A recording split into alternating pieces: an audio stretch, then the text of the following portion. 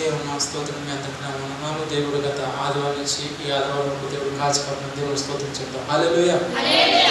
అలాగే ఇది నాన్న దేవుడు మనతో మాట్లాడుకోవచ్చునగా ప్రతి ఒక్కరు కూడా విని గ్రహించి ఏ సమయాన్ని ఏమవుతుంది ఎవరికి కూడా తెలియదు కనుక ఆయన చెప్పే ప్రతి ఒక్క మాట వినడమే కాకుండా విని దాన్ని గ్రహించి లోబడినట్లయితే ప్రతి ఒక్కరిని కూడా దేవుడు ప్రేమిస్తూ వారిని ఒక ఉన్నతమైన స్థాయిలో పెడుతూ ఇంకా మన ద్వారా అనేక మంది దేవుని యొక్క మార్గంలోకి నడవడానికి దేవుడు సహాయం చేయడం సిద్ధంగా ఉన్నాడు కనుక మనం ఎల్లప్పుడూ కూడా ఆయన చెప్పే ప్రతి ఒక్క మాట వింటూ లోబడుతూ తండ్రి నువ్వు ఇది నాతో మాట్లాడని అన్నాడు, నా జీవితాన్ని సరి చేసుకున్నాను, నా వల్ల అనేక మంది మారడానికి సహాయం చేయమని కూడా ప్రార్థన చేద్దాం. మొట్టమొదటిగా చూసినట్లయితే ఇర్మీయా గ్రంథము 31వ అధ్యాయము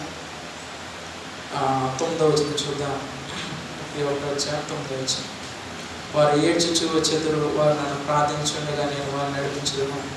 వారు త్రొట్టిల్లకుండా చక్కగా పోగు బాటను నీళ్లు కాలువల యొద్ద వారు నడిపిస్తుంది. ప్రతి మంది దేవుని బిడ్డలారా 31వ ఇర్మీయా గ్రంథము 31వ అధ్యాయము 9వ వచనం. వారు ఏడ్చుచూ వచ్చేదురు, వారు నన్ను ప్రార్థించుండగా నేను వారిని నడిపించను. ప్రతి మంది దేవుని బిడ్డలారా, ఎవరైతే దేవుని యొక్క మాట వింటున్నారో, ఎవరైతే దేవుని లోబడుతున్నారో, ఎవరైతే దేవుడే నాకు సహాయం చేస్తారని చెప్పి ఎవరైతే నమ్మక కలిగి కన్నీటితో దేవుని దగ్గర ప్రార్థన చేస్తున్నారో వారి కోసం దేవుడు చెప్తున్నాడు. మొట్టమొదటి వారు ఏడ్చుచూ వచ్చేటప్పుడు ఇక్కడ 2 విధాలుగా దేవుడు చెప్తున్నాడు. ఏంటంటే లోకంలో ఉన్న ఆనందాన్ని చూసి ప్రతి విషయంలో కూడా వారికి నచ్చిన రీతిగా జీవించేవారు ఉన్నారు. అలాగే దేవుడు మా పట్ల గొప్ప కార్యం చేస్తాడు, ప్రతి విషయంలో కూడా నాకు నేనుగా తగ్గించుకొని ఆయన దగ్గర మొరపెట్టినట్లయితే నా కన్నీరు తుడిచి ఆయన నాకు సహాయం చేస్తారని ఎవరైతే నమ్మి దేవుని దగ్గరికి వస్తారో వారి కోసం దేవుడు భక్తుల ద్వారా చెప్తున్నాడు మాట ఏంటంటే, ఎవరైతే కన్నీరు కారుస్తున్నారో వారందరూ కూడా నా మందిరానికి వస్తున్నారు, లేకపోతే నా దగ్గరికి వస్తున్నారు, వారు నన్ను ప్రార్థించుండగా నేను వారిని నడిపించదును. ఎప్పుడైతే నువ్వు ఆ కన్నీరు కార్చి దేవుని దగ్గర ప్రార్థన చేస్తున్నావో, విజ్ఞాపనం చేస్తున్నావో, నీలో ఉన్న ప్రతి ఒక్క బాధను ఎప్పుడైతే దేవుడి దగ్గర చెప్పుకున్న దాన్ని బట్టి దేవుడు అంటున్నాడు, ప్రియమైన బిడ్డలారా మీరు నా దగ్గర మొర పెడుతున్నారు కనుక ఆ మొర ఆలకించి మీరు ఎలా నడవాలో నేను నడిపిస్తానంటున్నాడు. దేవుని స్తోత్రం కనుక అలా నడిపించాలి అంటే వారు త్రొట్టిల్లకుండా చక్కగా బాటను నీళ్ళ కాలువను మరలా దేవుడు అంటున్న మాట ఏంటంటే, మనం ఎప్పుడైతే దేవుని దగ్గర కన్నీరు కారుస్తున్నామో, ఎప్పుడైతే దేవుని దగ్గర ప్రార్థన చేస్తున్నామో ఆ ప్రార్థన విన్నా దేవుడు మనం ఒక మంచి మార్గం నడిపిస్తాడు. నడిపించిన తర్వాత మనం నడిచే మార్గం దేవుడికి ఇష్టకరమైన మార్గం కనుక మనం అటు ఇటు తొలగిపోకుండా, అందుకే భక్తులు అంటున్నాడు వారు త్రొట్టిల్లకుండా చక్కగా బాటను అనగా ఒక మంచి మార్గంలో దేవుడు నడిపించబోతున్నాడు. ఆ మార్గం ఎలాంటిదంటే శ్రేష్టమైనది, సంతోషకరమైనది.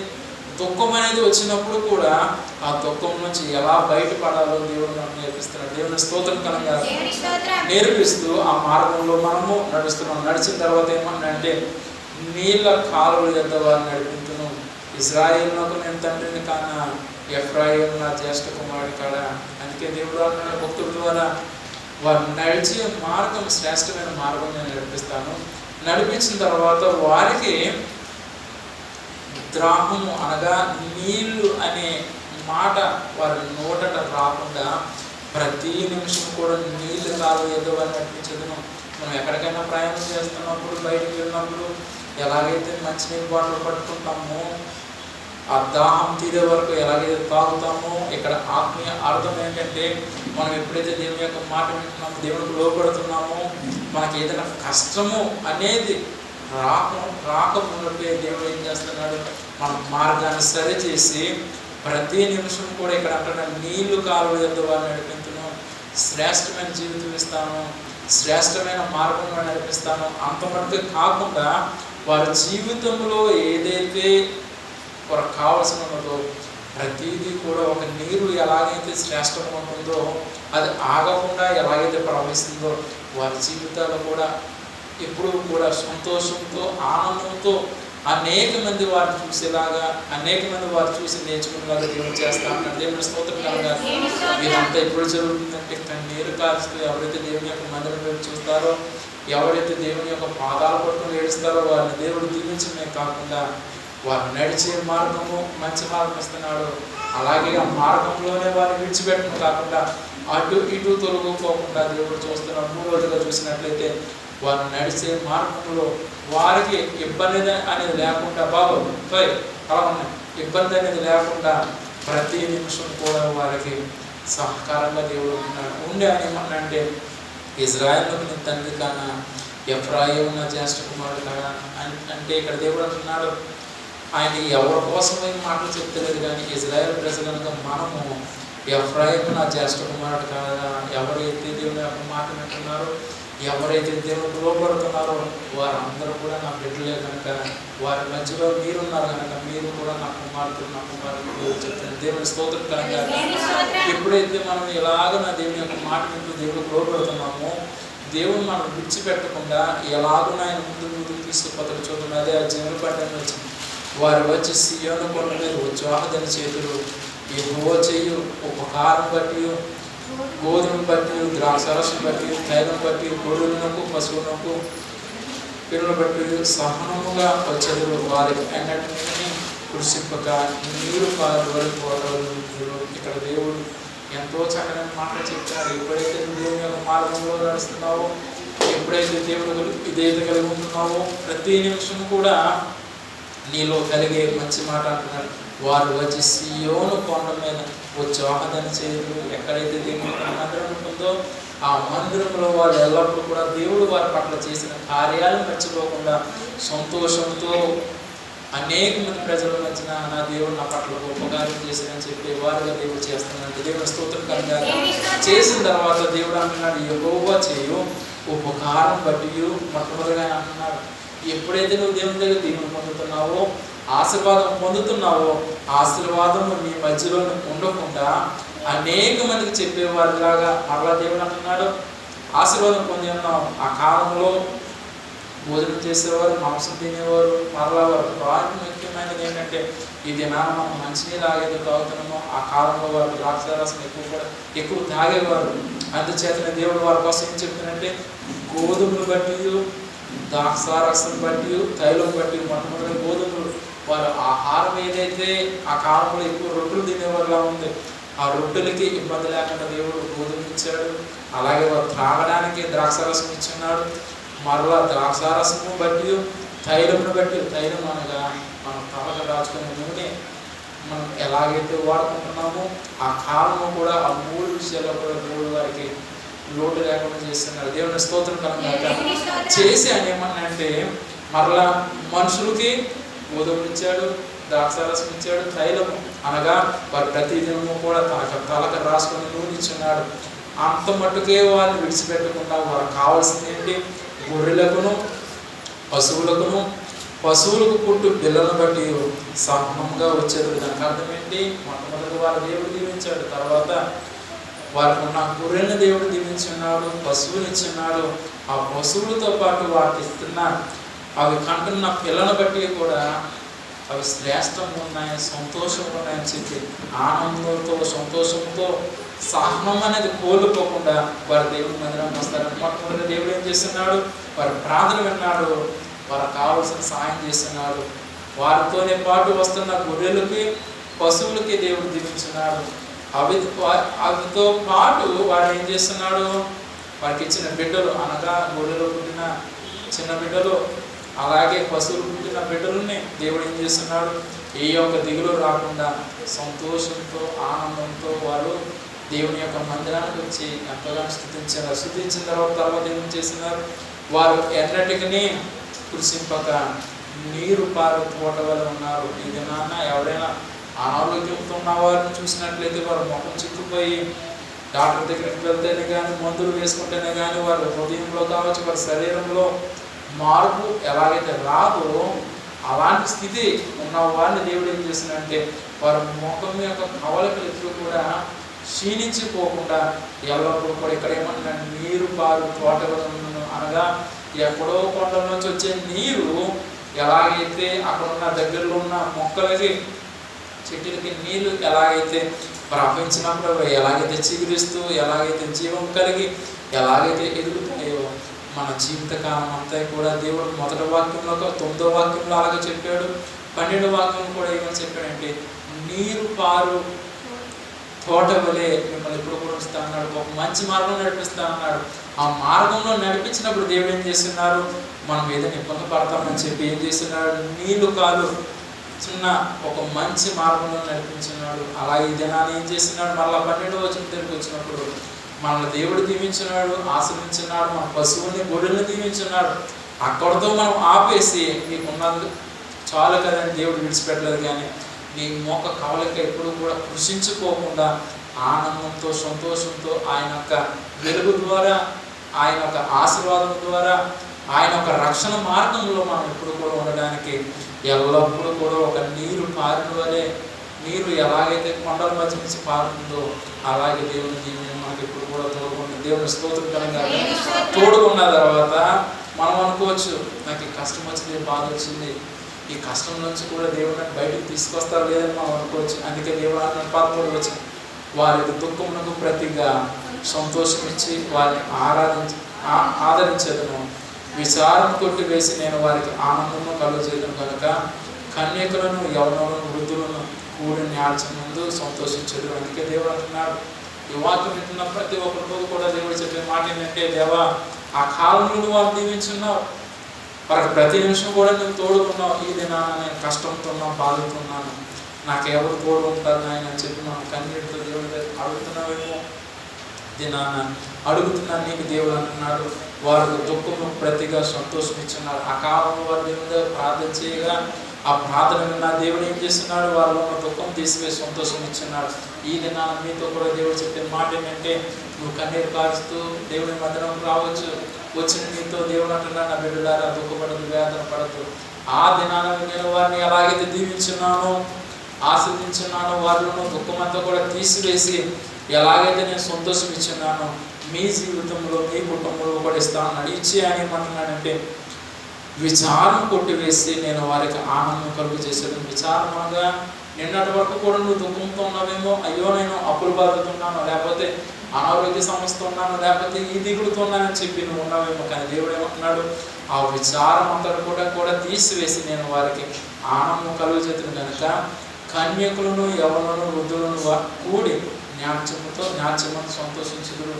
ఇక్కడ యవనస్తులు లేరు, చిన్న బిడ్డలు లేరు, ముసలివారు లేరు. ఈ ముగ్గురితో కూడా దేవుడు చెప్పేది ఏంటంటే, నేను మీకు ఇస్తున్న దీవెన మీరు తీసుకొని సంతోషంతో నాట్యం చేయండి అంటున్నాడు. ఈ దిన మీరు కూడా వచ్చినారు కనుక మీతో దేవుడు అంటున్నాడు, నా ప్రియమైన దేవుడు పిల్లలు, ఈ లోకంలో ఎంతోమంది ఈ సమయాన్ని వృధాపరుస్తూ వారికి నచ్చిన రీతిగా జీవించవచ్చు. కానీ ఈ దినాన్ని మన దేవుని మందిరానికి వచ్చిన మనతో దేవుడు అంటున్నాడు, ఆ కాలంలో ప్రజలు ఎలాగైతే కన్నీరు కాల్చి నా దగ్గర మొదలుపెట్టినప్పుడు నేను ఎలాగైతే వారిని రక్షించి వారిని ఒక ఉన్నతమైన స్థాయిలో పెట్టి అక్కడితో వారిని విడిచిపెట్టలేదు. కానీ వారు ఒక మొక్క కవలిక కృషించుకోకుండా ఎలాగైతే నీరు పారుతుందో అట్టే రీతిగా నా దీవెన వారికి ఇచ్చినప్పుడు కూడా వారిలో కష్టాన్ని బాధని తీసివేసి వారికి ఎల్లప్పుడూ కూడా సంతోషం ఇచ్చి, చిన్నలు కావచ్చు, యవనస్తులు కావచ్చు, ముసలివారు కావచ్చు, వారందరూ కూడా నేను ఇచ్చిన దీవెన పొంది నా మందిరంలో వారు సంతోషంతో న్యాయం వేయడానికి సహాయం చేస్తాను అంటున్నాడు. దేవుని బిడ్డలారా, ఈ లోకంలో ఒకటి జ్ఞాపకం చేసుకొని, చిన్నవారు కావచ్చు, పెద్దవారు కావచ్చు, కష్టం అనేది వస్తుంది. కష్టం అనేది వచ్చినప్పుడు దాన్ని చూసి బెదిరిపోవద్దు. దానికి ఉదాహరణ చూసినట్లయితే జ్వరం వస్తుంది. జ్వరం వచ్చినప్పుడు మనకు ఒంట్లో ఇంకా శక్తి తగ్గిపోయినట్లయితే అది తగ్గడానికి కొంత టైం పడుతుంది. అదే మన ఒంట్లో కొంచెం శక్తి ఉన్నట్లయితే కొద్ది దినాలు మందులు వేసుకోగానే ఎలాగైతే నీరసం పోతుందో, ఎలాగైతే నీ ఒంట్లో ఉన్న బాధ పడుతుందో, అలాగే దేవుడు అంటున్నాడు, నీ దగ్గరికి వచ్చిన కష్టం కూడా అలాగే పోతుందని నమ్మాలి. దేవుని స్తోత్రం కనుక అలా కాకుండా మీరే అనేకమైన ధైర్యం చెప్పొచ్చు. కానీ ఆ కష్టం మీ దగ్గరికి వచ్చేటప్పటికి పిల్లలు మాట్లాడరు. ఆ కష్టం మీ దగ్గరికి వచ్చినప్పుడు అయ్యో నాకు ఎవరు కూడా సహాయం చేసేవారు లేదే, ఎవరు కూడా నాతో మాట్లాడేవారు లేదే, ఎవరు కూడా ఈ దుఃఖ సమయంలో నాకు ప్రోత్సహించేవారు కూడా ఎవరు లేరని మనం అనుకోవచ్చు. కానీ దేవుడు అంటున్నాడు, ఈ భూమి మీద నేను ఎంతమంది విడిచిపెట్టినప్పుడు కూడా పరలోకంలో నేను ఉన్నాను కనుక నీవు 2 చేతుల పైకి ఎత్తి నాకు మొరపెట్టినట్లయితే ఆ మొర నేను ఆలకించి నేను నీకు సహాయం చేస్తాను అన్నాడు. దేవుని స్తోత్రం కనుక సహాయం చేసి ఆయన అంటున్నాడు మంచి మాట. ఇంకా అంటున్నాడు, చూడండి 16వ వచనం చూద్దాం. యెహోవా ఈ ఆజ్ఞ ఇచ్చున్నాడు, ఏడవక ఊరుకొనుము, కన్నీరు విడిచుట మానము, నీ క్రియ సఫలమై జనులు శత్రువుని దేశం నుండి తిరిగి వచ్చేది. ఇదే యెహోవాకు. దేవుని స్తోత్రం కలుగాక. మాతో దేవుడు అంటున్నాడు, నువ్వు ఇప్పుడు వరకు కూడా కన్నీటితో ఉన్నావు, కన్నీరు కాస్తున్నావు, దుఃఖంతో ఉన్నామేమో, వేదనతో ఉన్నామేమో, ఇక మీదటి ఏడవద్దు. కన్నీరు విడిచిట్టు మానము. ఎప్పుడైతే నువ్వు ఏడుస్తున్నావో ఆ ప్రార్థన దేవుడు ఎప్పుడైతే విన్నాడో, దేవుడు అంటున్న ప్రియమైన బిడ్డలారా, ఇక మీరు ఏడవద్దు. ఎవరైతే శత్రువులు ఉన్నారో, ఎవరైతే నిన్ను బాధ పెట్టి ఉన్నారో వారి కోసం కూడా దేవుడు చెప్తున్నాడు ఏమనంటే, నీ క్రియ సఫలమై జనులు శత్రువులు దేశం నుండి తిరిగి వచ్చేది. క్రియలు సఫలమనగా నువ్వు ఏదైతే పని మొదలు పెడుతున్నావో ఇప్పటి వరకు కూడా అందులో నీవు విజయం పొందకపోవచ్చు, కానీ దేవుడు అంటున్నాడు, నువ్వు ఏదైతే పని మొదలు పెడుతున్నావో ప్రతి దాంట్లో నీకు విజయం పొందడమే కాకుండా శత్రువు అనే వాడు ఆ కాలంలో ఎవరైతే మంచిగా ఉన్నారో, ఎవరైతే మంచి పనితనం కలిగి ఉన్నారో వారందరం కూడా తీసుకుపోయి వారి రాజ్యంలో పనిచేసుకునేవారు.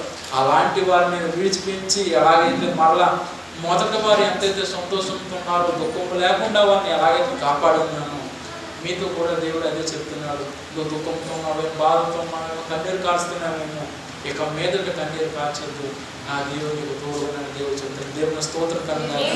చెప్పి ఆయన ఏమంటున్నాడు చూడండి, 17వ వచనం, రాబో కాలం ముందు నీకు మేలు కలుగును, నమ్మకి ఉన్నది, నీ పిల్లలు తిరిగి తమ స్వదేశంలోకి వచ్చేది.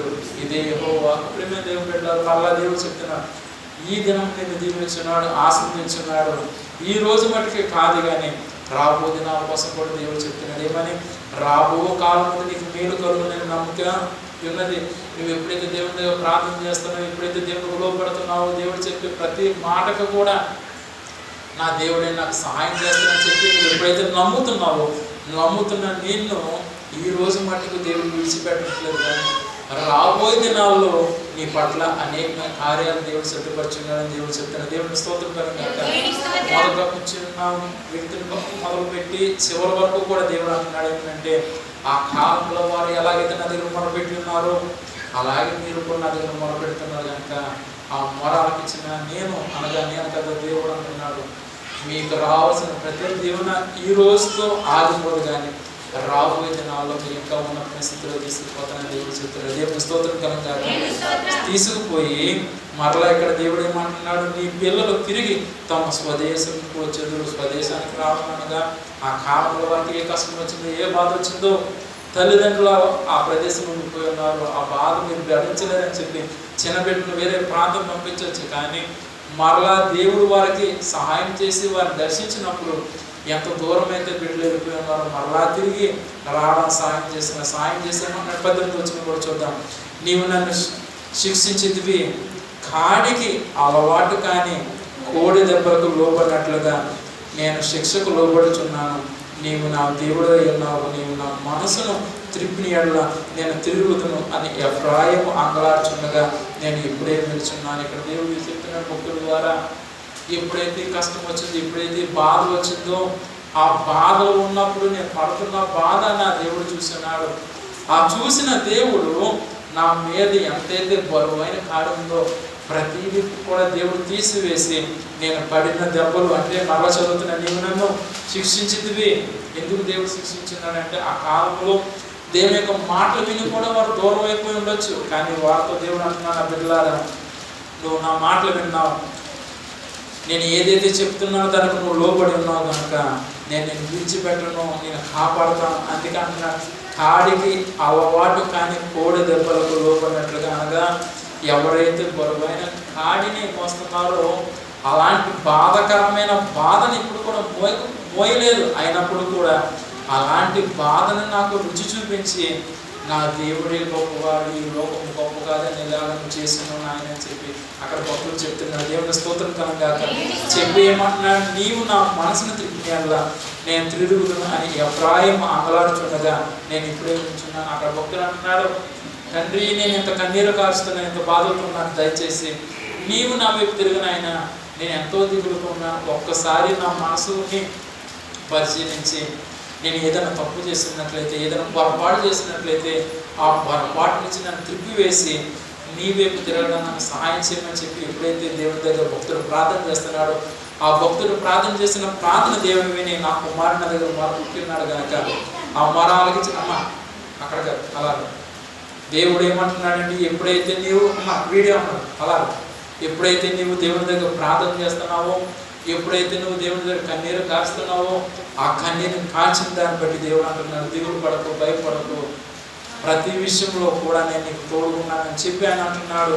నా కుమారుడు, నా కుమారుడు, ఆ దినాన ఎవరైతే ఆ బాధలో ఉన్నారు, ఎవరైతే ఆ కష్టంలో ఉన్నప్పుడు వారు దేవుని దగ్గర మొరపెట్టగా ఆ మొరకిచ్చిన దేవుడు అంటున్నాడు, నేను ఇప్పుడు విన్నాను కాబట్టి నేను ఏం చేస్తున్నానని చెప్పి దేవుడు అంటున్నాడు. చూడండి 19 వచ్చింది, నేను తిరిగిన తర్వాత పశ్చాత్తాపడితిని, నేను సంగతి తెలుసుకుని చర్చించుకుంటుని, నా బాల్యకాలం మీద కలిగిన నిందను భరించచ్చు, నేను అవమానం మీద సిగ్గుపడుతుంది. కానీ దేవుడు అంటున్నాడు, నా చిన్నతనంలో నేను ఎంతో దిగులుతున్నాను, ఎంతో బాధవుతున్నాను, అయినప్పుడు కూడా నా యవన కాలం రక్తం అని చెప్పి నేను ఎంతగానో దేవునికి పక్కన పెట్టి నేనే గొప్పవాడిని అని చెప్పి అక్కడ ఉన్న ఎఫ్రాయిం అంటున్నాడు. కానీ దేవుడు అంటున్నాడు, నా కుమారుడా, ఆ బాధని, ఆ కష్టాన్ని, ఆ వేదనను భరించి కూడా నా దేవుడు నాకు సాయం చేస్తుందని చెప్పి నువ్వు నీ నోటండి ఎప్పుడైతే పలుకుతున్నావో ఆ పలికిన మాటను బట్టి నేను జీవిస్తున్నాను దేవుడు చెప్తున్నా. దేవుడు స్తోత్రం కలుగాక.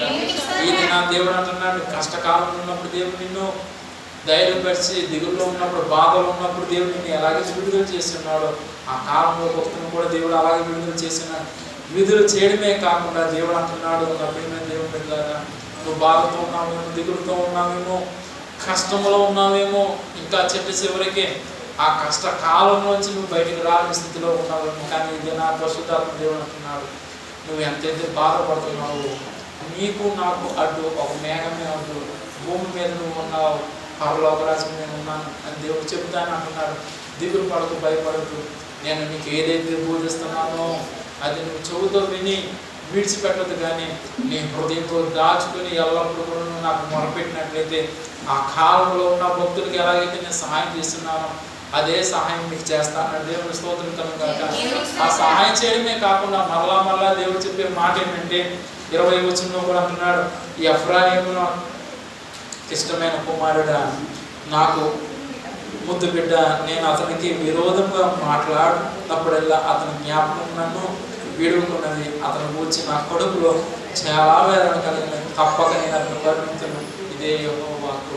ఇక్కడ దేవుడు భక్తుల కోసం చెప్తున్నాడు, నా కుమారుడే ఎఫ్రాయిమా, నువ్వు ఎంతో దిగులుతున్నావు, ఎంతో బాధతున్నావు, ఎంతో వేదనతో ఉన్నప్పుడు నువ్వు నాకు మొరపెట్టి ఉన్నావు, ఆ మొర నేను ఆలకించున్నాను.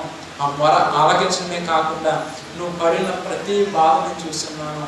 ఆ పడిన బాధ కోసం దేవుడు ఏమన్నాడు, నువ్వు నాకు శ్రేష్టమైన కుమారుడివి, నువ్వు ఎప్పుడైతే బాధలతో ఉన్నావో, ఎప్పుడైతే కష్టంతో ఉన్నావో ఆ కష్టంలో ఉన్న నిన్ను నేను విడిచిపెట్టలేదు, కానీ నా కడుపు నిండా కూడా ఆ వేదన నేను భరించున్నానని దేవుడు చెప్తున్నా. దేవుని స్తోత్రం కలుగాక. భూమి మీద మనం భరిస్తున్న వేదన అనుకోవచ్చు, కానీ దేవుడు అంటున్నాడు, నువ్వు పడుతున్న ప్రతి బాధను కూడా ఆయన మీద మోపుకుని మనల్ని రక్షించి చివరిగా ఏమన్నాడు, నేను అతని కరుణించను.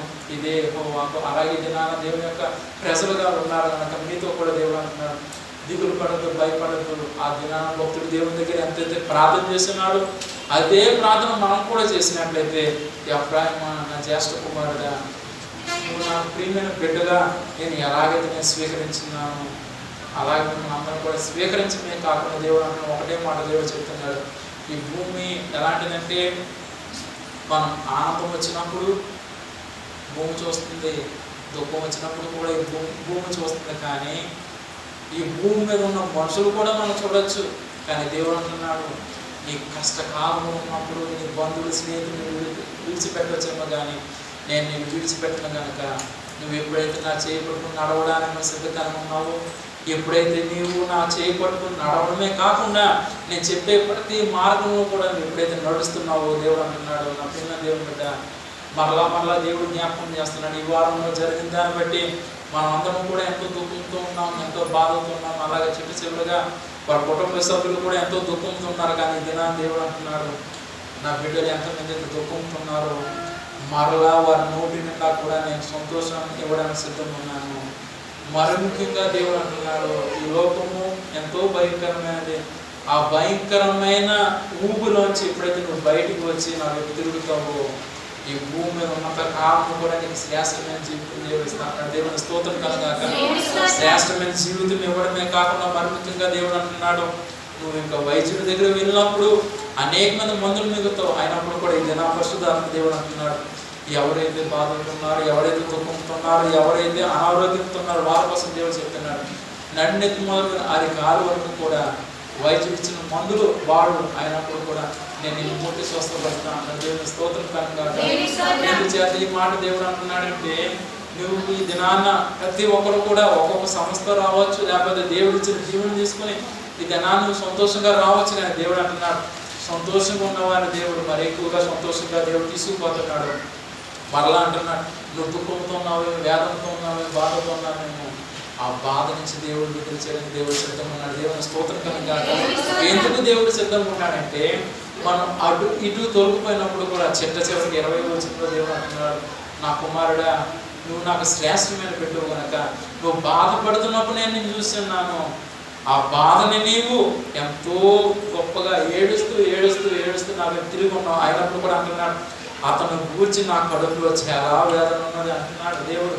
ఈ భూమి మీద ఉన్న ప్రజలు మనం చూసి అయ్యో వీరు కష్టం వచ్చిందని చెప్పి వారు పలకపోయినా పర్లేదు, కానీ పరలోక రాజ్యంలో దేవుడు మనం చూసి బాధపడుతున్నాడు. దేవుని స్తోత్రం కనుగాక. ఆ బాధపడుతున్న దేవుణ్ణి మనం ఏం చేయాలంటే మరి ఎక్కువగా ప్రార్థన చేసి ఆయన దగ్గర ఉన్న దేవుడు పొందేవారు ఉండాలి, కానీ ఆయన పక్కన పెట్టి మనం అటు ఇటు తొలగిపోయేవారు ఉండకూడదు. ఇంకా ముందుకు పోతాం. 1 సమూయేలు గ్రంథము 7వ అధ్యాయం 3వ వచనం, పేజీ నంబర్ 228. 1 సమూయేలు గ్రంథము 7వ అధ్యాయము 3వ వచనం.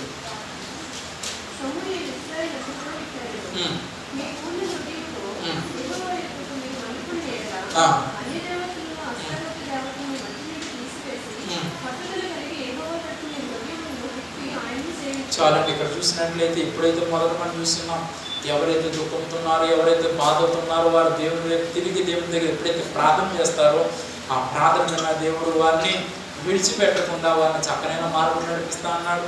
వారు నడిచే మార్గంలో నీళ్ళు యొక్క ఊటలతోనే నింపుతా అన్నాడు. ఇంకా ముందుకు వచ్చిన తర్వాత దేవుడు ఏమన్నాడు, వారు యవనస్తులు కావచ్చు, చిన్నవారు కావచ్చు, పెద్దవారు కావచ్చు, వారు యొక్క బాధ నాతో ఎప్పుడైతే చెప్తున్నారో ఆ బాధతో పాటు తీసివేసినప్పుడు వారు తిరిగి నా మందిరంలో మ్యాచ్ వేసేవారు ఉంటారని దేవుడు చెప్తున్నాడు. ఇది నాన్న మరలా భక్తుల ద్వారా దేవుడు చెప్తున్నాడు. సమూయేలు అంటున్నాడు, సమూయేలు ఇశ్రాయేలు తిట్లను మీ పూర్ణ హృదయముతో యెహోవా యొద్దకు మీరు మరలుకొని ఎలా, ఎప్పుడైతే నువ్వు దేవుని దగ్గర దీవెన పొందాలని, ఆశీర్వాదం పొందాలని, ప్రతి నిమిషం కూడా ఆయన నీతో ఉండాలని ఎప్పుడైతే నువ్వు కోరుకుంటున్నావో నీ హృదయంలో నువ్వు చేయమంటున్న పని ఏంటంటే మన దేవుని ఆహ్వానించాలి. దేవుని స్తోత్రం కనుక ఎప్పుడైతే మనం దేవుని ఆహ్వానిస్తున్నామో ఆహ్వానించిన తర్వాత ఏమంటున్నాడు, మీ పూర్ణ హృదయంతో యెహోవా యొద్దకు మీరు మళ్ళుకొని ఎడల అన్య దేవతలను అష్టోత్తర దేవతలను మీ మధ్యను తీసివేసి పట్టుదల కలిగి యెహోవా తట్టు మీ హృదయంలో తిప్పి ఆయన సేవించి ప్రేమ దేవుని పెట్టారు. మరలా దేవుడు అంటున్నాడు, ఆ కాలంలో వారు ఒక పక్కన దేవుడికి ప్రార్థన చేసేస్తున్నారు, ఒక పక్కన విగ్రహాలు కూడా పూజలు చేస్తున్నారు. అయినప్పుడు కూడా అనుకోవచ్చు, పాస్టర్ గారు మేము చాలా శ్రేష్టమైన మనుషులు, మేము ఏం బొమ్మలకు పూజ చేయట్లేదు కదా, మేము ఏదో తప్పు చేయలేదు, ఏం పొరపాటు చేయలేదు కదా అని అనుకోవచ్చు. కానీ దేవుడు అంటున్నాడు, నీ హృదయంలో దేవునికి చోటు ఇవ్వకుండా నీకు నచ్చిన వారికి నువ్వు చోటు ఇవ్వడమే అదొక విగ్రహం లాంటిది. కనుక నువ్వు దేవునికి చోటు ఇచ్చి ఏది దేవునికి ఇష్టకరం ఉందో దాని వైపు నువ్వు తిరగాలి, కానీ నీకు నచ్చింది దేవునికి ఇష్టం అవ్వకపోవచ్చు, దేవునికి ఇష్టమైనది నీకు ఇష్టం అవ్వకపోవచ్చు. కానీ దేవుడు ఏమంటున్నాడంటే ప్రతి దినము కూడా నువ్వు శ్రేష్టమైన జీవితం జీవించాలంటే ఉదయం మొదలు రాత్రి కాలం వరకు కూడా నీకు ఎంత పని ఉన్నప్పుడు కూడా నోటితో పలకాల్సిన మాట, నాయన రాత్రి అంతా కాపాడు, ఈ ఉదయకాలం కూడా నేను దీవించు తండ్రి, ఉదయం దీవించున్నావు, ఈ మధ్యకాలం దీవించు, మధ్యాహ్నం దీవించున్నావు, సాయంత్రం దీవించని చెప్పి, సాయంత్రం దీవించున్న రాత్రి కూడా దీవించని చెప్పి ఎప్పుడైతే నువ్వు నోటంటే ఎప్పుడైతే పలుకుతున్నావో శత్రువు అనే వాడు నీ దగ్గరకు రావడానికి సిద్ధంగా ఉన్నప్పుడు కూడా దేవుడు వాడు చేయి పట్టుకుని దూరంగా విసిరేయడానికి దేవుడు సాయం చేస్తాడు. దేవుని స్తోత్రం కలుగాక. ఎప్పుడైతే నువ్వు ఈ మాటని పట్టుకొని, ఎప్పుడైతే నీ హృదయంలో నీవు ప్రతి నిమిషము కూడా నా దేవుడు నాకు తోడుకున్నాడు, నా దేవుడు నా పట్ల గొప్ప కార్యం చేస్తాడు, నా దేవుడే నాతో ఉన్నాడు, నన్ను నడిపిస్తాడని ఎప్పుడైతే నువ్వు అంగలారుస్తున్నావో మరలా దేవుడు చెప్తున్న మాట ఏంటంటే నీ హృదయంలో నాకు ఎప్పుడైతే చోటిస్తున్నావో, నీ హృదయంలో నన్ను ఎప్పుడైతే నువ్వు ఆహ్వానిస్తున్నావో, ఎప్పుడైతే నువ్వు అంగలార్చి నువ్వు నా దగ్గర ప్రార్థన చేస్తున్నావో ఆ ప్రార్థన విన్నా నేను చేసే మొట్టమొదటి పని ఏమంటానంటే నీకు రావాల్సిన దీవెన ఆగకుండా వస్తుంది. తర్వాత అంటున్నాడు అంత మట్టుకి కాదు, చూడండి ఈ రోజున చక్కనైన బిర్యానీ వండుకున్నారు, భోజనం చేశారు అనుకోండి మధ్యాహ్నం, మరి రాత్రి తినవద్దా?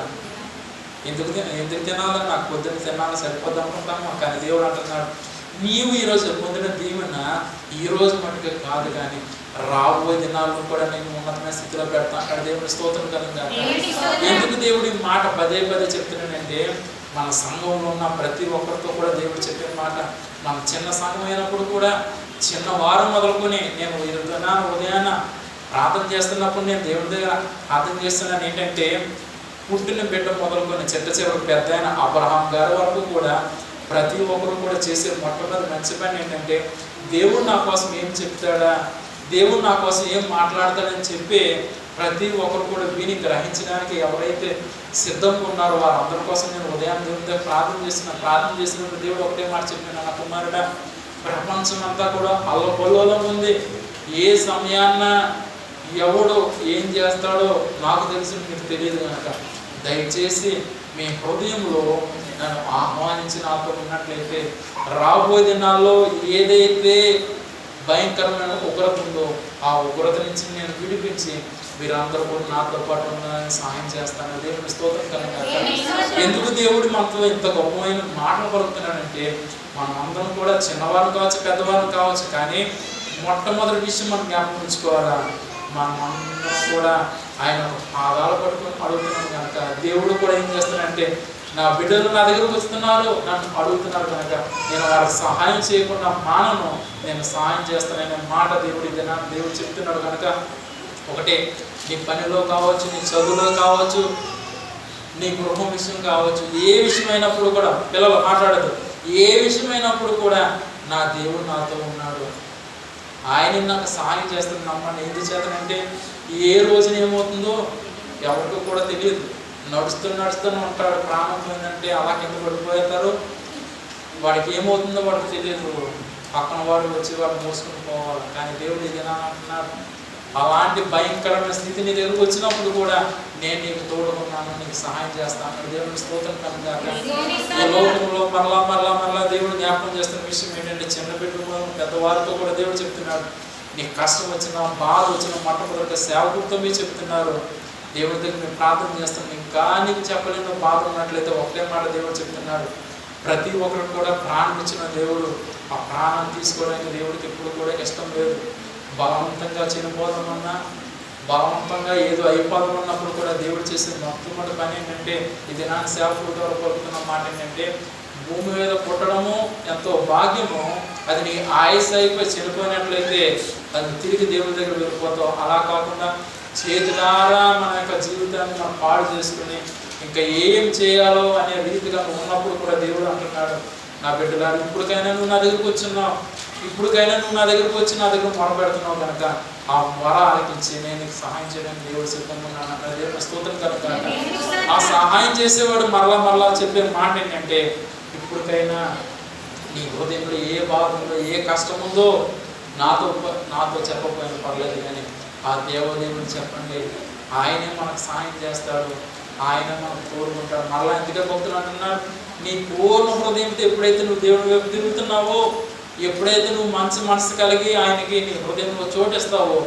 ఆయన ఎప్పుడు నువ్వు పిలుస్తావా, ఎప్పుడు నన్ను అడుగుతావని చెప్పి ఆయన సిద్ధంగా ఉన్నాడు కనుక ఆయన నేను విడిచిపెట్టడు, ఆయనకి సహాయం చేస్తాడు. సహాయం చేసేమన్నా చూద్దాం, యెషయా గ్రంథము 55వ అధ్యాయము 7వ వచనం చూద్దాం.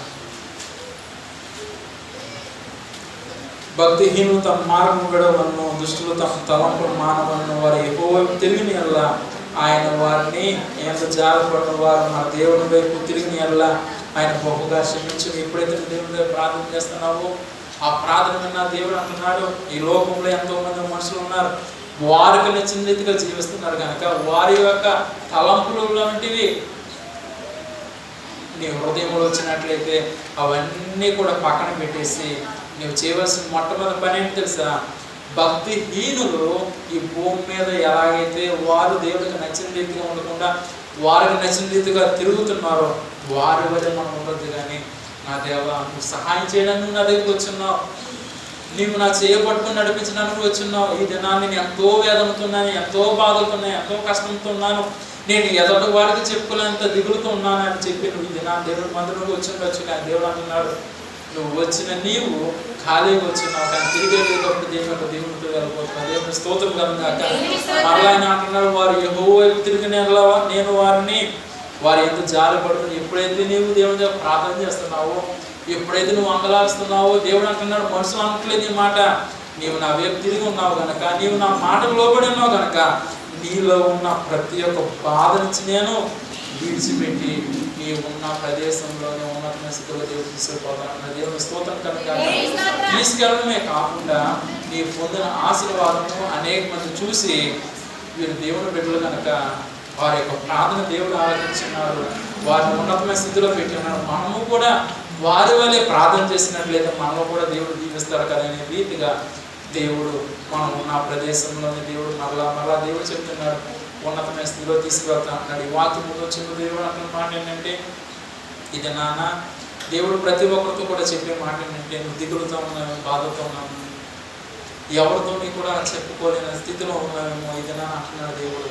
నా బిడ్డలారా, దిగులు పడద్దు, భయపడద్దు, దుఃఖపడద్దు. ఒక దినం రాబోతుంది, ఆ దినాన మనం అందరం కూడా దేవునితో ఉండబోతున్నాం. దేవుని స్తోత్రం కనుక ఆ దేవునితో ఉండముందుగానే దేవుడు అంటున్నాడు, నువ్వు దిగులుతో ఉన్నావేమో, బాధతో ఉన్నావేమో, కష్టంతో ఉన్నావేమో, ఆ కష్టం అన్నట్లోంచి కూడా దేవుడు నేను బయటికి తీసుకురానికి సిద్ధంగా ఉన్నాడు. కానీ నీ హృదయం ఆయనకి దగ్గర ఉన్నదా లేదా, నీ మనసు ఆయనకి దగ్గర ఉన్నదా లేదా, లేకపోతే నీ హృదయంలో ఆయన చూపించవు లేదా, ఒకసారి జ్ఞాపకం చేసుకుని, తండ్రి నేను ఇప్పుడు వరకు కూడా నీకు దూరంగా ఉన్నాను, దయచేసి నన్ను క్షమించి నీ యొక్క మార్గంలో నడిపించిన ఆయన ఎప్పుడైతే ప్రార్థన చేస్తున్నావో, ఆ ప్రార్థన దేవుడు నీతో పాటు ఎంతమంది అయితే ఉన్నారో వాళ్ళందరినీ కూడా దేవుడు జీవించబోతున్నారు. దేవుని స్తోత్రం కాదు. ఒక్కదానుగా నువ్వు వచ్చి ఉండవచ్చు, స్త్రీలు కావచ్చు, పురుషులు కావచ్చు, నువ్వు చేసే ప్రార్థన నీ కుటుంబం అంతటినీ కూడా ఒక మండే అగ్నివలుగా చేయబోతున్నాడు. అప్పుడు వారు కూడా తెలుసుకుంటారు, నువ్వు చేసే ప్రార్థన బట్టి మేము కూడా చేస్తామంటారు. కుటుంబం మారుతుంది.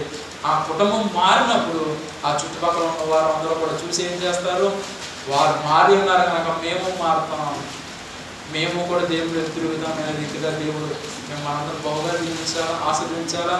మరలా సేవకుడిగా చెప్పేది ఏంటంటే, నీకు ఏ కష్టం వచ్చినా, ఏ బాధ వచ్చినా సేవకుడితో చెప్పండి. మరి ముఖ్యంగా దేవుడు అంటున్నాడు, మనకి ఆయనకి ఒక మేఘమే ఉంటు కనుక ఒకటే మాట, నువ్వు దిగులు పడుతున్నావు, బాధపడుతున్నావు, ఇంకా చివరికి ఎవరికి కూడా నువ్వు చెప్పుకోలేని బాధ ఉన్నది, నువ్వు పదే దేవుడి మాట చెప్తున్నాడు. ఆ బాధ నీ హృదయంలో ఉన్నదని దేవుడు చెప్తున్నాడు కనుక ఆ బాధను కావాలంటే ఒకటే మాట, నా దేవా సేవకుడు చెప్పిన మాటను విన్నాను, గ్రహించినాను కనుక దయచేసి నన్ను రక్షించవా, కాపాడువా. ఈ సమయం ముందే ఆ కాలంలో ఎఫ్రాయిము నీ దగ్గర మొరపెట్టినప్పుడు ఎలాగైతే ఆయన వైపు చూసి నా కుమారుని మొరపెడుతున్నాడని నువ్వు ఎలాగైతే చెప్తున్నావు, మా కోసం కూడా అలాగే చెప్పి మమ్మల్ని ధైర్యపరచుకుని ఆయన ఎప్పుడైతే మీరు ప్రార్థన చేస్తున్నారో, ఆ ప్రార్థన ఉన్న దేవుడు మిమ్మల్ని వెయ్యంతులుగా ఇంకా వెయ్యంతులుగా ఆశీర్వదించుకుంటూ అనేక మందికి మీరు సాక్షి చెప్పేవారు ఉండాలని కోరుతూ దేవుని కొట్టి నాకు దించుకున్నాను. ఆమేన్.